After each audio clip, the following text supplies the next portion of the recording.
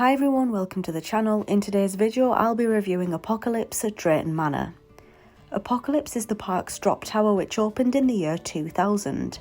The drop tower has both stand-up and sit-down experiences, as well as a stand-up floorless experience. However, bear in mind that all of those options are not always open to ride.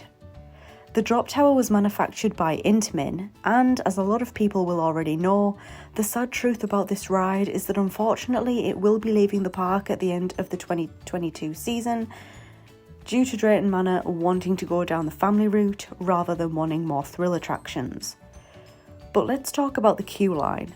I waited about an hour to ride Apocalypse on a very hot summer's day in August. The line was not the worst line that I've ever had to wait in, but it was definitely not the best either. The queue line is very simple with very little theming added. The ride also does not appear to have any sort of backstory if that's something that you're interested in or bothered about. The line looked a little bit tired and in need of some TLC. However, since the park are getting rid of this ride later this year, it's rather obvious that they will not be freshening up the queue line in any way. Something to note, I actually really enjoyed listening to the Apocalypse queue line music. I think it does a really good job of getting the adrenaline pumping and your heart racing. Unfortunately, operations on the drop tower on the day that I visited were not very good. I realise it's very common in recent years for either the stand-up or sit-down experiences to be open, but not both of them at the same time. However, Drayton Manor were only operating one of the two sit-down towers available, which meant that each time the ride dispatched, only 4 guests were on the ride at any time.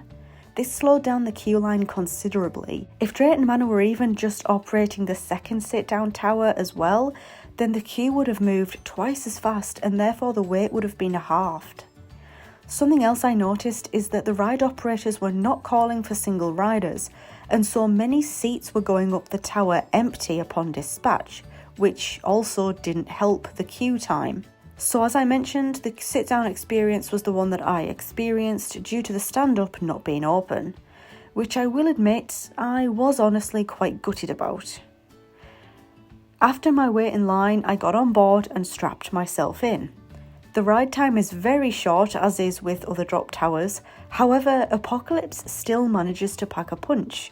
Apocalypse is not the highest drop tower I've ever done, but do not underestimate it.